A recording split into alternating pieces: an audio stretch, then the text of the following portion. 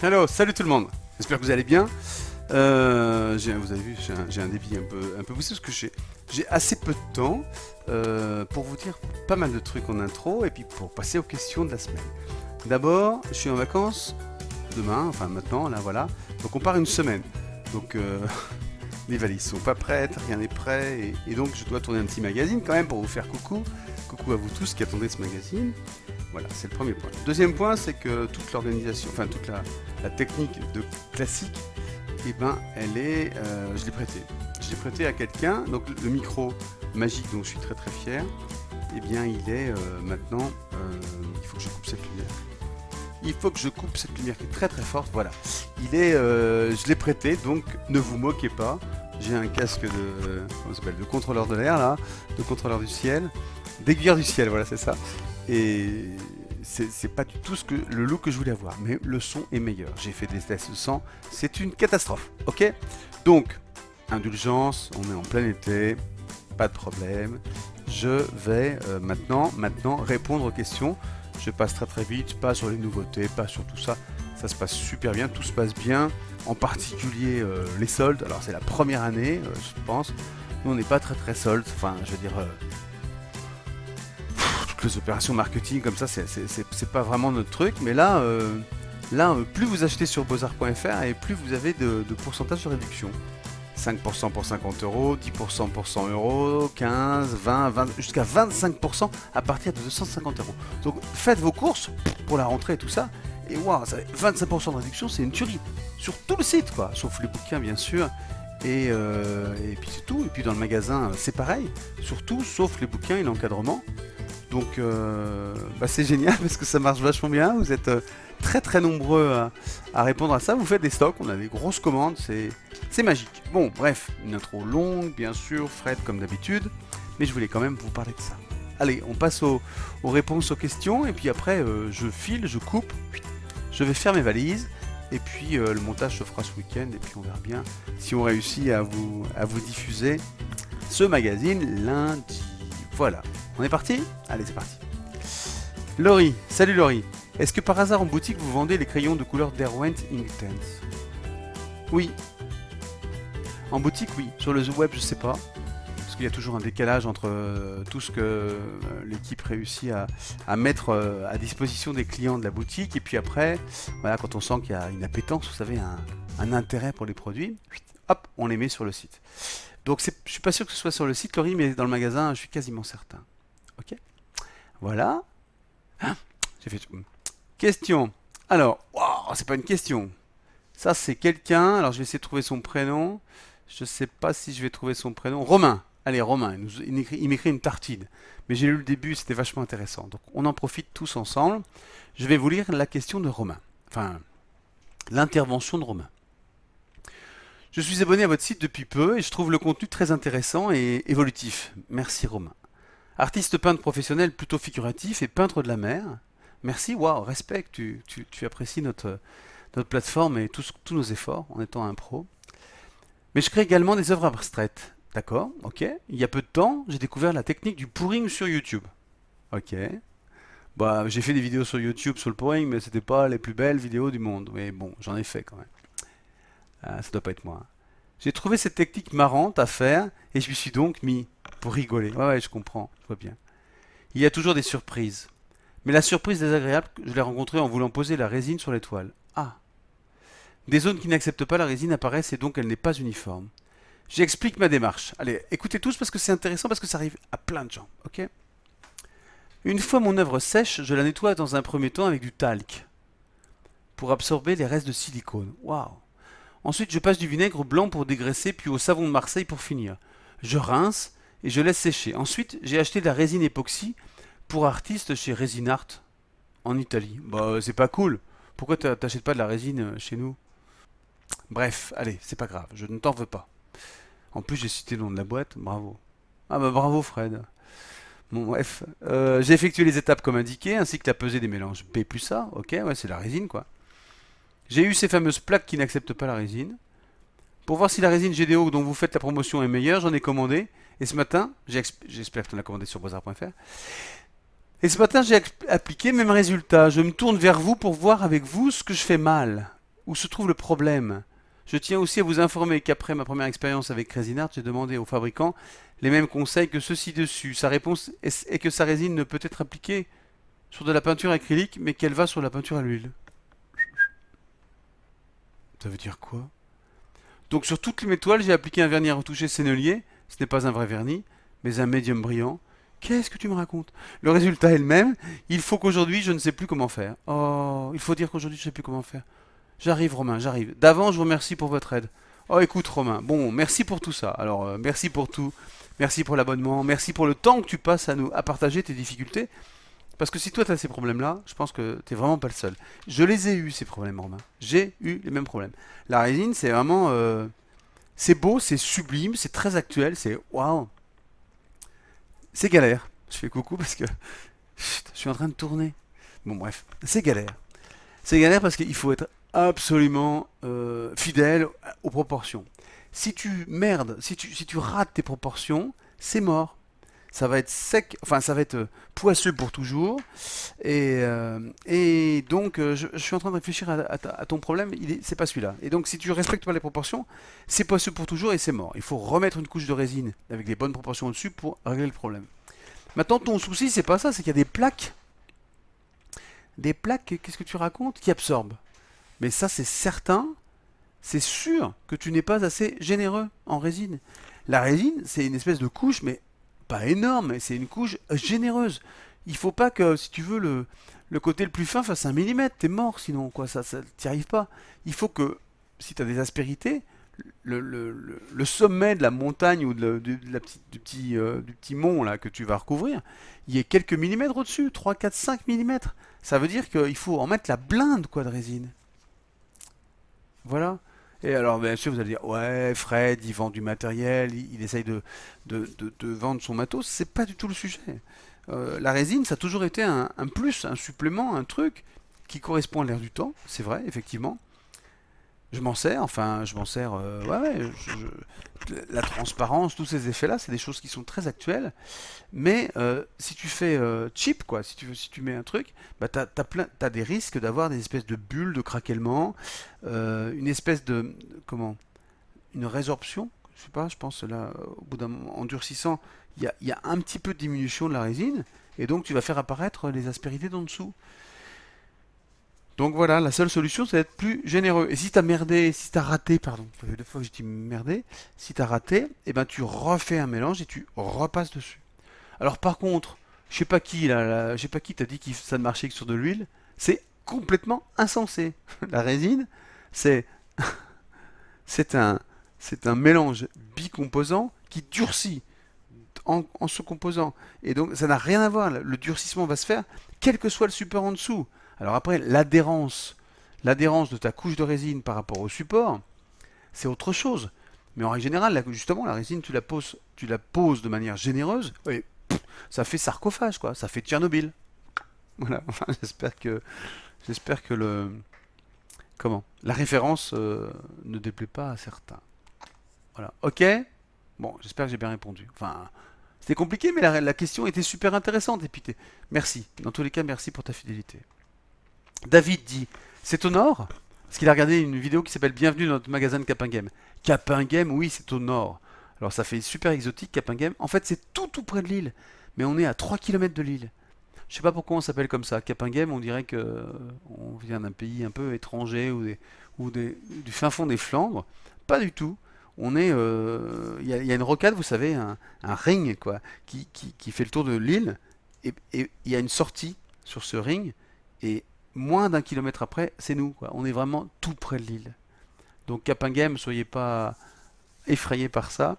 On est à Lille, ok? Et c'est au nord. Ouais, ouais. Bon, Lille, il y a pas, il y a difficile, c'est difficile de faire un peu plus au nord que Lille, quoi.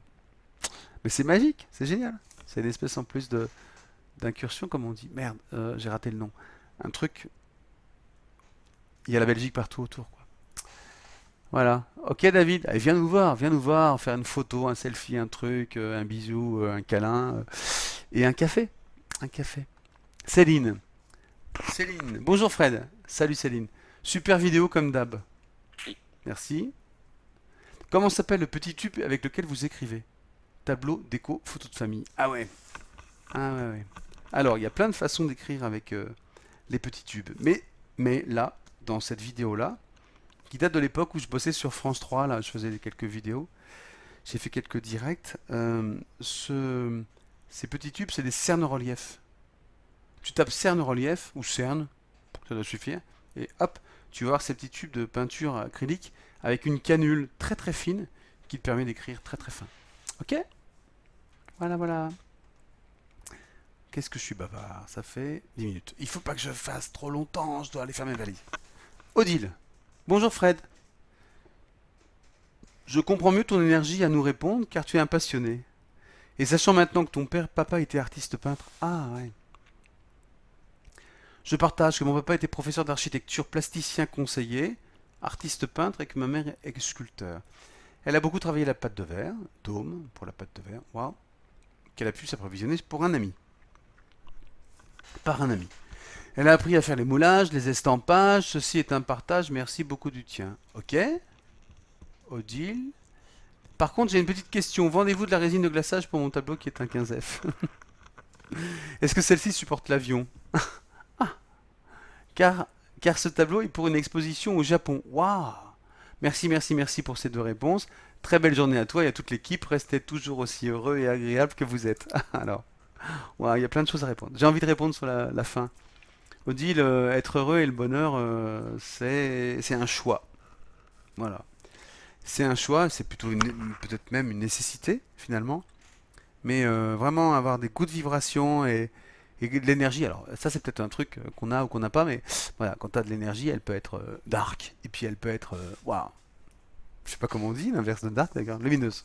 Lumineuse. Moi mon truc, mon trip c'est le partage. Voilà, c'est pas la technicité, c'est pas l'expertise, c'est le savoir, la connaissance, mais le partage. Odile, je reviens à ta question. Excuse-moi. Merci pour la fin. Merci pour tout, Odile. Bon, est-ce que je suis passionné parce que mon papa était peintre? C'est pas certain, parce que en fait j'ai aussi une part de moi qui est ingénieur, parce que le papa qui, voilà, enfin, bon bref, j'étais ingénieur, je suis ingénieur et j'ai la passion de mon métier aussi, de conseil, de consultant, de technique. Voilà, en fait, faut vraiment se dire qu'on a de la chance d'être là, quoi. Et quoi qu'on vive, c'est des épreuves. Alors c'est pas un karma avec des souffrances et tout, mais à chaque fois qu'on chope de l'expérience, qu'on chope plein de trucs, quoi. Ouais, tout ce qu'on vit, c'est des choses qui nous font progresser. Je suis pas un Jedi, hein. Je suis pas un Jedi. Mais bon, voilà. Allez, au boulot, Odile. Qu'est-ce que tu nous as dit? La pas d'âme. Petite question, ouais. Vendez-vous de la résine de glaçage pour mon tableau qui est un 15F? Bah, 15F, c'est raisonnable. Je ferai comme ça, là. Nous vendons de la résine de glaçage. Bien sûr, tu tapes glaçage ou résine dans la zone de recherche. Brrrt, on va te présenter ça sans problème. Euh, voilà. Est-ce que celle-ci supporte l'avion? Oui, j'espère que ça n'explose pas. En fait, la résine, tu sais, c'est bicomposant. Quand tu as mélangé tes composants, bien mélangés, tu disposes d'assez peu de temps, puisque le durcissement, la transformation s'opère. Et une fois que c'est durci, la résine, c'est comme, tu sais, les résines d'inclusion, là où tu mettais, enfin, je sais pas, une mouche, un truc, des choses, ouais, des bestioles, des feuilles, tout ça, dans un cube d'inclusion de résine, où c'était figé, mais à tout jamais, quoi. Donc oui, oui, ça supporte l'avion. Et je suis très très fier de discuter avec Odile qui a une expo au Japon. J'ai très envie de savoir ce que tu te envoies au Japon. Ça me fait envie. On a tous envie d'aller exposer au Japon, non? Merci Odile pour ce partage dans tous les cas. Merci beaucoup. Bisous. J'ai pas réussi à fermer. Si. Alors après Odile. Il est quelle heure? Il faut que je termine. Après Odile, David. Bonjour. Quelle est la référence de votre bleu utilisé dans la vidéo? Les médiums, le franc-bourgeois, le médium alkyd. Alors, ah mais je t'ai déjà parlé, David. Je t'ai déjà dit que la vidéo, elle parlait du médium alkyd et que le bleu, c'était vraiment un moyen de démontrer le médium alkyd. Au secours, j'aurais pas dû te répondre. David, merci pour ta participation. J'ai pas de réponse parce que j'ai pas regardé la vidéo et je sais pas si avec l'équipe technique de Lefranc-Bourgeois au Mans, quand tu allais tourner toutes ces vidéos, on avait vraiment qualifié le bleu qu'on utilisait. Je suis pas sûr.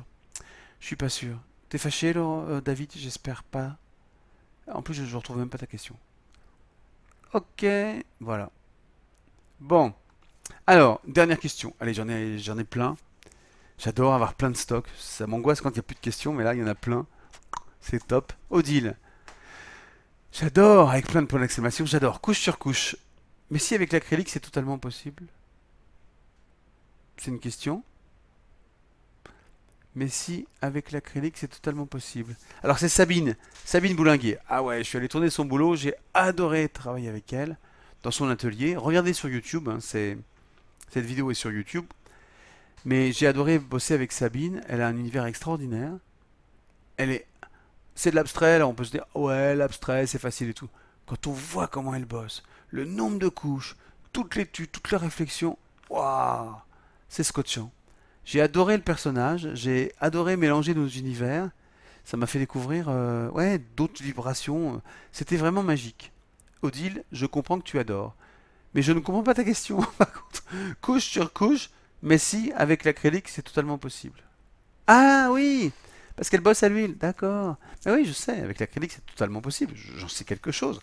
Ça sèche plus vite. Mais attention, les gens qui bossent à l'acrylique, vous avez tendance à faire comme des peintres de bâtiments, à mettre de la grosse couche et considérer que c'est de l'acrylique, donc ça sèche, machin, etc.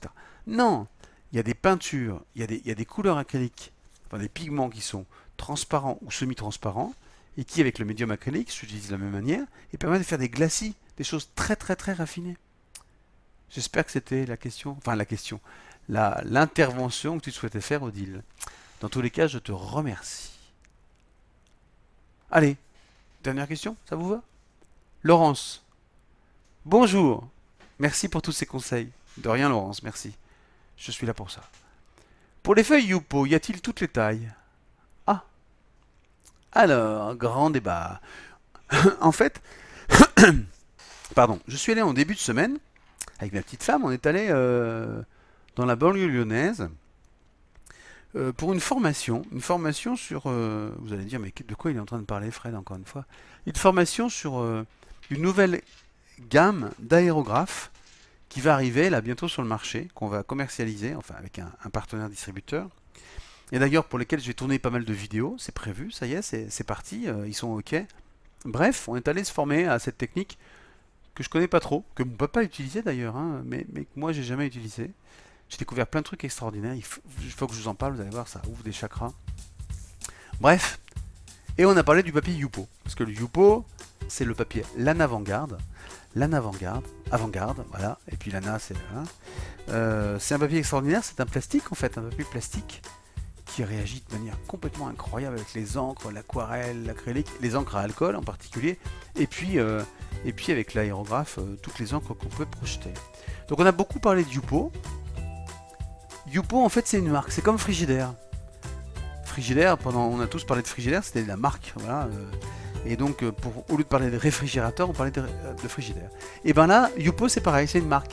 Cette marque elle est japonaise, peut-être qu'elle va arriver en Europe, et peut-être que ça va se passer avec la boîte avec qui on bosse. Bon, dans tous les cas, là aujourd'hui, Lana Vanguard, et Lana Vanguard de mémoire, dans le magasin, ou au moins c'est certain, on a du A4, du A3 en bloc de 10 feuilles, et des feuilles raisin, 50 sur 70 à peu près, 50 sur 60.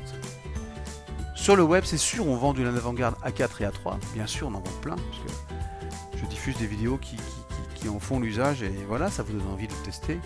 Je suis pas certain que les feuilles raisin soient en vente sur le web. Si vous avez envie d'en acheter, de belles feuilles pour s'exploser, pour s'éclater, vous appelez au magasin 03 20 92 88 25, et puis ils se débrouillent pour vous faire des blablabla pour vous en envoyer sur le web, même si le produit n'est pas en vente. Donc vous appelez les Delphine, vous demandez Delphine, elle me maudit en règle générale quand je parle d'elle comme ça, mais dans tous les cas, ça vous permet vous d'avoir un peu en mode VIP des feuilles de Lana Vanguard grand format. Ok Laurence, j'espère que j'ai répondu à ta question. Voilà, c'est fini. Je suis à la bourre. Il est quelle heure? Voilà, c'est horrible, je vais les passer 2 fois moins de temps que ça. Je vous fais des gros bisous, je vous souhaite pas des bonnes vacances, puisque c'est moi les bonnes vacances, c'est une semaine de break. Je reste connecté, hein, ne vous inquiétez pas, je continue à stocker et répondre à vos questions. Voilà, c'est tout, rien d'autre à dire. Les batteries, on va les recharger, les vider surtout. L'important c'est de les vider, elles se rechargent assez vite. Je vous souhaite une magnifique semaine et je vous dis à très bientôt. Salut!